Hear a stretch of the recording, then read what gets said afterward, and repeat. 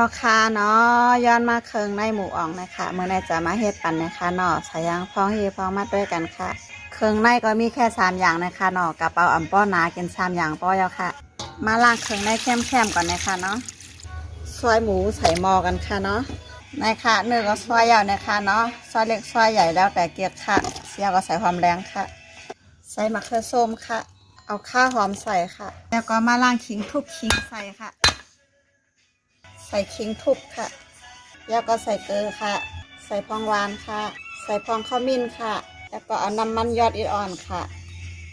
แล้วก็มาต้มเตาถ่านกันค่ะตั้งมองเดือดแล้วก็เกามาให้จังไหนค่ะเข้าขาจะโคจนน้ำล่างหมูมันในแห้งเลยค่ะเนาะแล้วก็ให้แตกตุบๆตับแล้วก็ต้องแค่เอาน้ำใส่แทงกัมหนึ่งเลยค่ะโอ้ยขอมาหอมข้าดำไปสุกนี่ค่ะน้ำหมูก็แห้งแล้วนะคะเนาะค่ะเอาน้ำมาใส่กันค่ะ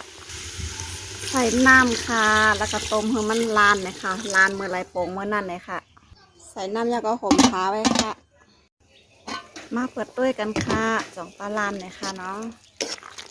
วันไหนก็ลานเนี่ยสุกแล้วค่ะสุกแล้วก็ตักใส่หวานค่ะนี่ค่ะตักใส่หวานยาวเลยค่ะเนาะใส่ปลาผักกีเมืองเกาะค่ะนี่ค่ะสุกแล้วก็โลกินกล้วยนะคะเนาะรูปร่างหน้าตาเป็นเส้นไหนค่ะ